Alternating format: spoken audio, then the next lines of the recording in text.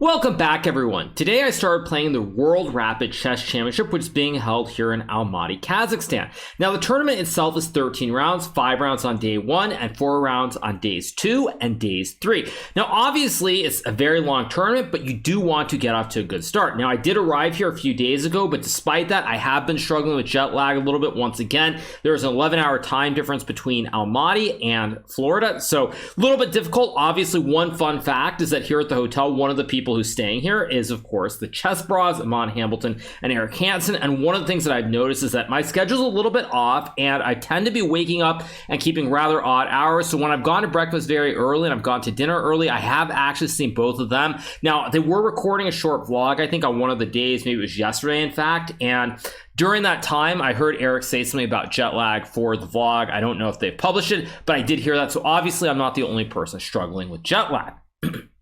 At any rate, let's jump into the game. So in the first round, I was paired against the Iranian GM, Amin Taboui, a very strong chess player. I had the black pieces because I picked for the blitz, but Magnus picked the black pieces out of a hat last night at the opening ceremony. So let's jump into the game. So the game starts with d4. I play knight f6, c4. Now I play e6 here. Amin plays knight c3. I go bishop b4, and we have the Nimzo Indian. He continues with e3, castles, bishop d3, c5, all very standard so far. We got knight to e2. I play d5, takes, I take on d4, takes, I take back on d5 with the knight, castles, knight c6, a3, bishop d6, rook e1. Now, I had this position in the candidates against Jan Krzysztof Duda, very talented junior player from Poland. In that game, I believe I played rook e8, although I could be wrong on that. Now, of course, I have played this position also online in Title Tuesdays, and in a recent Title Tuesday event, I played the move queen to h4. I believe it was against Matthias Bluebaum, if I'm not mistaken. Game continued with g3. I played queen h5, and now I believe that in that game, Bluebaum played something like bishop e4 or queen c2. I don't remember it by heart. At any rate, I had something very similar. So the game continues with knight takes d5, e takes d5, bishop f4, and now here I played bishop to e7. Now what I should have played here is I probably should have played rook d8. Again, this is a position that I think I've had before. And after rook d8, white can still play something like queen b3, and now I believe you have bishop takes f4, knight f4, and you have this queen h6 move. Again, very, very complicated position.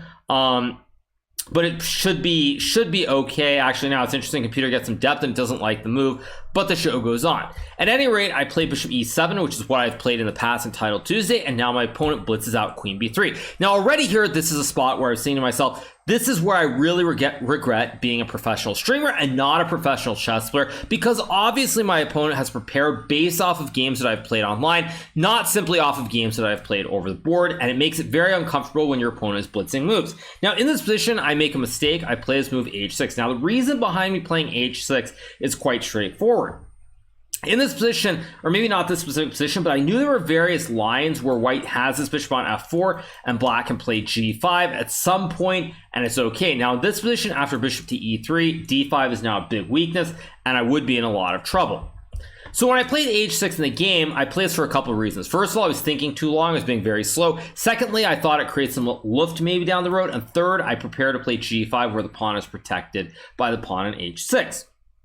All nice and fine, but then of course Amin blitzes out bishop to e5 here, and already I'm very, very unhappy because it's clear that he's still in his preparation, and I start to lose my mind. So I play knight takes e5, he takes, I take, knight to f4 is played, I go queen d6, he plays rook a d1, all these moves being played instantly, by the way, and now I blunder with this move bishop e6. Now, in this position, computer thinks that after this d4 move, white is still probably a little bit better after a move like bishop c2 with ideas like queen d3 lining up the battery, but black should be okay with perfect play. The problem, however, with this position, of course, is that I've used a lot of time here. I'm feeling very, very uncomfortable, and of course my opponent's moving instantly, so I know that this is all preparation.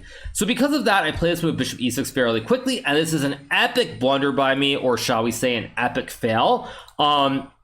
And when I played bishop e6, for whatever reason, maybe it's just because it's the first game of the day, just getting into it, not quite sharp, I simply forgot that he could go bishop c2 or bishop b1. I was expecting something. I thought that if something like bishop e4, I can take the bishop because the queen's under attack. Same thing with bishop c4. But at any rate, I simply forgot that he could go bishop b1 here, and now this position is completely lost. It is finito. After 20 moves, I can essentially resign. However, like any player who has some confidence, or any player who has I'm trying to think of the word, it's escaping my mind. But at any rate, I played g6 here, trying to keep the game going. So Amin takes, I go bishop g5 here, attacking the knight. He takes, and now I take back on e6 with the pawn. Now, at first glance here, you figure, well, white can take the pawn on b7, threatening checkmate in 1. But after bishop e7, it looks like black maybe can survive here, because you're threatening rook to b8, trapping the queen. So if he plays like h3 and you get rook b8, the queen is simply trapped on b7 here. And if white is to go queen b3, for example, after rook f6, white is up a pawn and probably should win in the long run, but you can get the double stack on the f file, maybe queen c5 or queen b6 with a classic right triangle, and there's some hope that I can maybe make a draw. Now, one of the horrible things is that during this moment when I played bishop g5, if you look at the clocks, I was very low on time. Amin had a lot of time here, and as soon as I played bishop g5, I realized to my horror that after takes in this position, queen takes b7, bishop to e7, there's this crushing move, bishop to f5, which simply, I believe, wins the game on the spot here.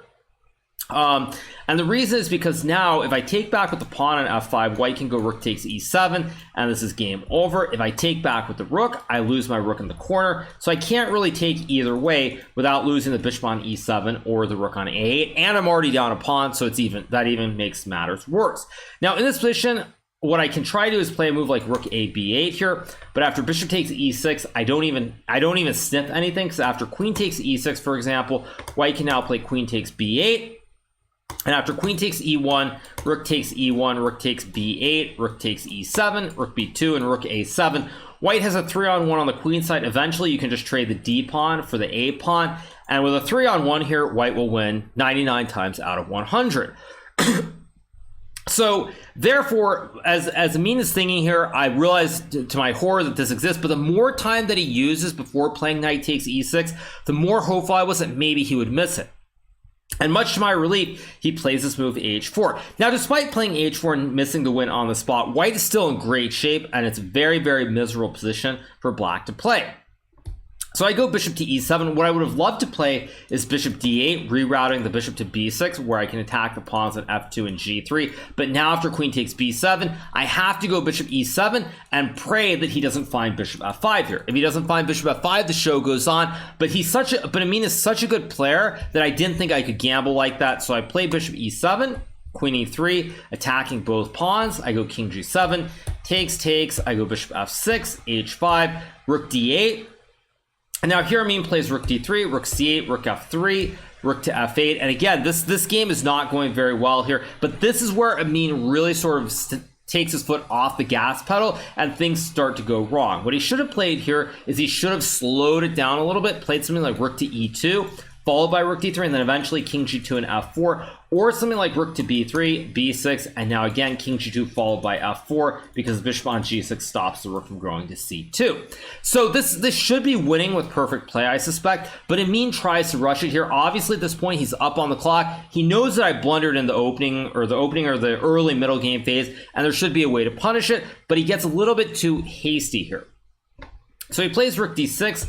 Now I take on b2, and he goes rook d7. Now in this position, rook to b3 is still winning, although now I can play bishop to d4, and after rook takes b7, king to g8. At least on the surface, it looks a little bit scary because I'm going to win the pawn on f2. I have rook c1 check as well, and so it's easy to sort of be worried about this line and not play it, so I fully understand that. So Amin plays rook d7, I go king h8, and now he makes a big mistake. He trades the rook. In this position, if he plays rook d3, again, this should just simply be really, really good for white. I can maybe play a move like rook c2 here, but again, after rook takes d5, rook takes f2, rook h7, king g8, and rook takes b7, white should probably be winning in the long term. At any rate, he trades the rooks. Now here, the point is that now we reach an endgame where all the queenside pawns have come off. White is a 3-on-1, but there is one problem here. Or two problems, I should say. First of all, opposite color bishop. Second problem is the bishop is not the queening square. So for example, if we can play some position, and I'll just illustrate the point. If you can get some position like this, for example, this position is simply a draw here because the bishop is the wrong color to the pawn queening. So for example, let's say, and this does kind of happen in the game, but let's just say you get some position like this. I can always sacrifice, put the king in the corner, and the bishop is not the right color. So there already are there's some chances here that maybe I can save the game. So I go king g7, king g2, I go bishop b6 here, sort of removing the bishop from being attacked from either a5 or c2, and I can always go rook f6 to guard the bishop, and then I also keep an eye on the f2 pawn as well. So he plays f4, I go rook c8, king f3, which is sort of a mistake here. What I felt Amin should have done here is at some point he should have played rook d2, and after a move like d4, maybe f4 and king f3. Now the rook is a little bit passive on f8, whereas in the game, we get this position where the rook is now very active. It keeps an eye on the pawn. The king is in front of the pawn, so white cannot advance the pawns. And technically, it's probably already a draw. So I play bishop g1, rook g2. I go bishop e3.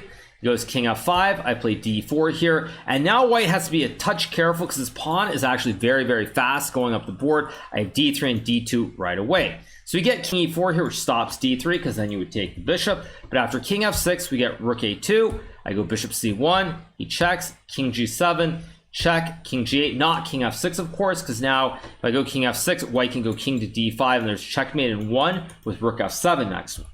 So I go king g8, he goes g4, now I go d3. Again, pawn is very, very fast going up the board. We get rook d7, d2, g5, now I go check, king e5 here, and now I play bishop b2, king e6, and now I play rook d4, which is the final move that really matters, because now white has to trade the rooks. And as I said before, even though white has a 3-on-1 here, and this one's easier to play of course, but even though white has a 3-on-1, it's always going to be a very easy draw. So you get bishop c2, king g7, king f5, bishop b6, king e4, and here I think after bishop b6 we agree to a draw, because after king e4 I can simply go bishop d8 attacking the pawn.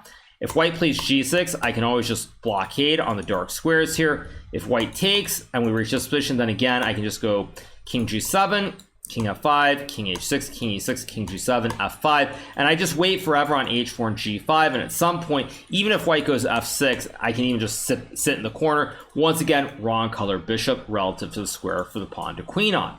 So I saved this first game against Amin, a huge save. I cannot state how bad this would have been if he played bishop f5 mentally. To lose the first game in maybe 10 minutes where it's not even a game, psychologically that would have been very rough.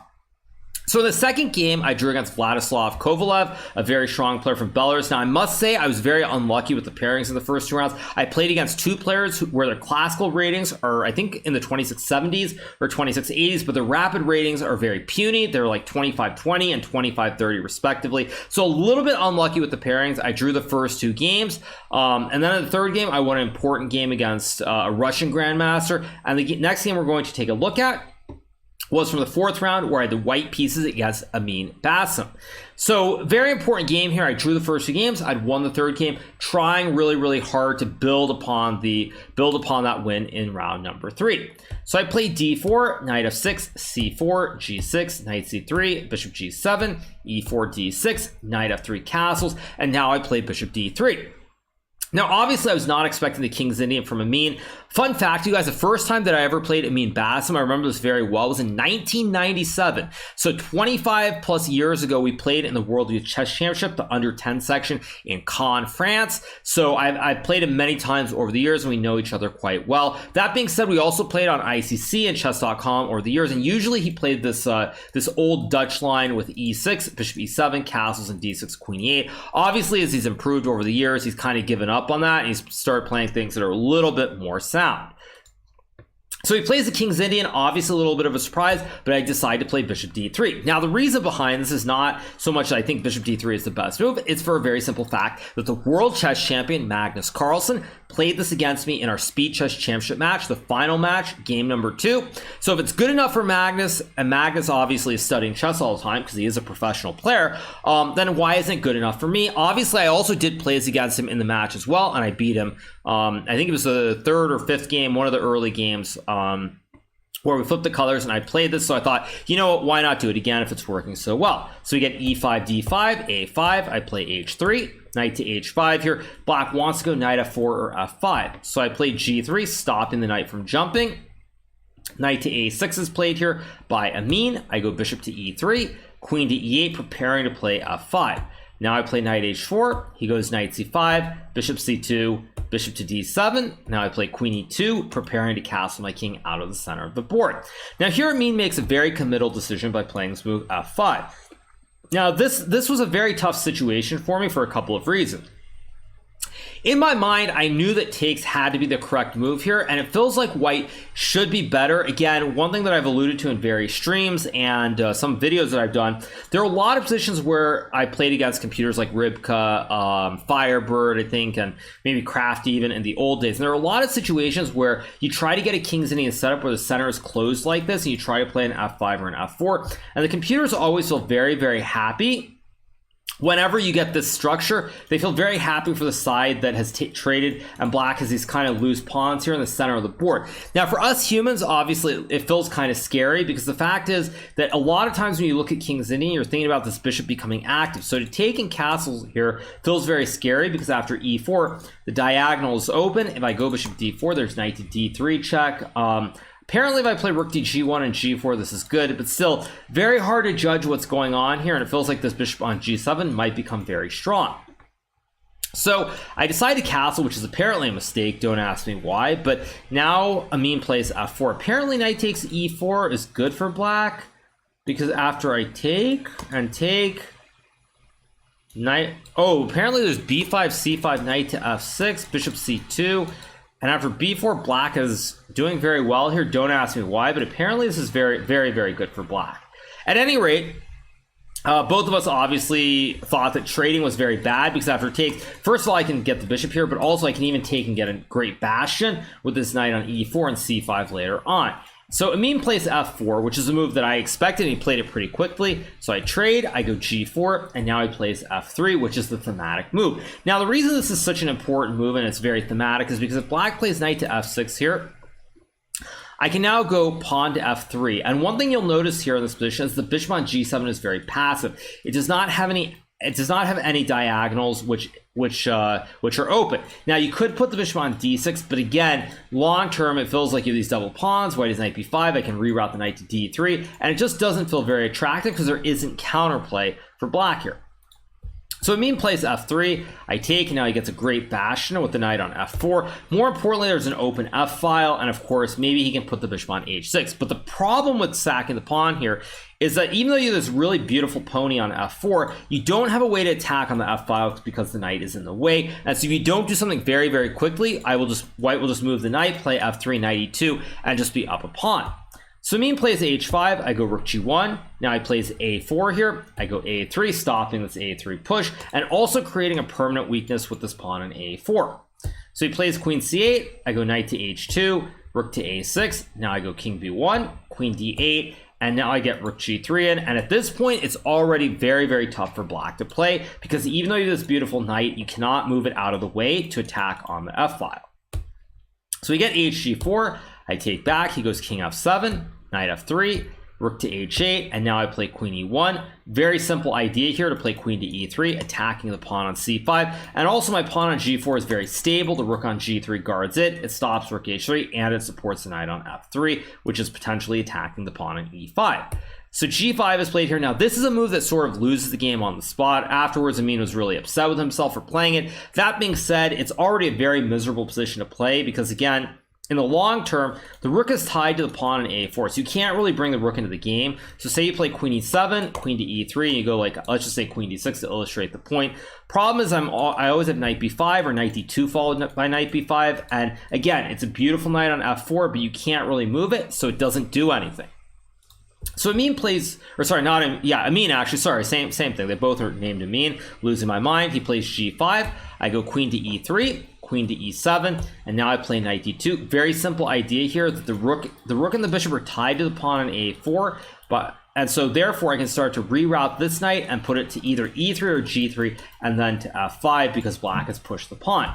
So we get bishop f8, I go knight f1, rook h4, f3, guarding the pawn on g4, queen f6, and now I go queen c1, another very, very good move, just preparing to play knight to e3 and knight to f5, because if black trades the bishop for the knight, then the a4 pawn is going to be weak down the road. So we get bishop d6, Knight e3, rook to a8. I play rook g1, rook h3, rook df1. The idea is, of course, to play rook h1. And again, the big issue black has here is you can never really go rook a8, because at some point I can just go queen d1 and take this pawn on a4. And I also have the f5 square available for my knight on e3. So we get queen to h8, I play rook h1, queen h7, queen d1, attacking the pawn on a4. He goes rook h4, knight f5, and now he plays rook h8, sort of desperation. If black takes on f5, now I take with the e pawn, and I have this great square on e4 for my knight, attacking the pawn on g5, and it's simply game over. So he plays rook h8 here. I played knight takes h4, he takes back, bishop takes a4, bishop c8. Now at this point, it's of course completely lost for black, but he does have a pass to h-pawn, so it requires just a little bit of technique. Now I continue with rook h2, we get queen to h6, rook f1, queen f6, I go queen f1 here, plays bishop e7, and now slowly I try to bring my other knight to f5, or maybe to f2 and h3 or d3 here. Queen a6, bishop c2, bishop to g5, and now I find a nice little move, queen to f2, attacking the pawn on c5 and the pawn on h4. And now black doesn't really have time to play something like h3 because I take the pawn, and when he takes on c4, I'm happy to sacrifice material back here, because now even though you have this great knight, you have a very passive bishop, and I'm going to be infiltrating on the h file or the d file. So he trades the rooks, knight e2, queen h5, king e7, I just take, king d8, check, king b7. Now I play e5 here, threatening to go for bishop f5 or e6. Queen takes d5, I make a check. King to e7 is played. If black goes king c6 here, I have bishop e4, winning the queen on d5. And the rest is very basic. I check, he goes king e8, I make the check. If he goes king d8 here, I have queen f8 checkmate, of course. And if he blocks, I can just trade and take the bishop on c8. And so he goes king e8, bishop g6, and he resigns, because obviously this was simply mate in 2 after king d8, queen f8 check, king d7, and queen to e8. So I win this fourth game, win 2 games in a row after 2 draws to start. Fifth round, I was paired against Alexander Donchenko from Germany. I drew that game. It was a very tough, tense struggle. So I end the day with 3.5 points out of 5. I would say that it's a decent result. I'm not super happy. I'd also say I'm not super unhappy, because I definitely didn't feel like I played my best chess today. So all in all, it's a mixed bag, but I am in the hunt. There's still 8 more rounds. There's a long way to go. So before I wrap it up, you guys, let's talk a little bit. There's definitely some stuff going on. So first things first, Almaty seems like a relatively nice place so far. It is quite cold, obviously, when I go outside, as being from, or not being from, but definitely living in Florida for the last decade or so. I'm used to warm weather, and it's quite cold, so I'm not super enthused by that. But of course, what to do? It is the location. Hotel is nice. Food has been pretty good. Playing hall is excellent. Now, on the downside, there are a few things to say. Today, obviously, was 5 rounds. Very long day. It was over 7 hours. The players were playing a lot of time waiting for pairings, everything else. The organization was definitely not up to par today, for sure. Additionally, there were a couple other things. First of all, there was some drama. Some of the Iranian players, they forfeited their games against Boris Gelfand. And there was another Iranian player who wasn't wearing a hijab. So there was some drama with that. Obviously, there was also some other drama with the arbiter announcing, I want to say, at least 5 or 6 times during the last 2 rounds about the quote-unquote dress code and how players are not allowed to wear jeans, which was an obvious shot at the three clear culprits who were violating the rule. Mind you, I don't agree with the rule, so when I say violating, I'm being pretty facetious and sarcastic, but obviously clearly aimed at the 3 big culprits, of course, Eric Hansen, Amon Hamilton, and Daniil Dubov. Now, whether this rule is enforced, who knows, but the arbiter kept stating over and over again that players will not be allowed to play if they are not wearing, I guess, dark color pants that are not jeans, something like that. At any rate, very stupid. And to take a little shot, you guys, I will also say that I cannot wait for the day that chess.com takes over everything and we don't have to deal with this nonsense once and for all. As most people know, I had to deal with the same nonsense when I played in the candidates. So I'm just looking forward to the future when the sort of nonsense is not part of the game. So that's pretty much it for now. Obviously, it was an interesting day, and we move on to tomorrow. We have 4 games. I will try to do a recap again. Obviously, very tired. It's 7 hours of playing. I ate dinner quickly, came back to do this recap. Probably go to bed pretty soon, but I hope you enjoyed the recap. Make sure to hit that subscribe button below if you have not already. And I will be back tomorrow with another recap from the FIDE Rapid World Chess Championship here in Almaty, Kazakhstan. See you guys. Bye.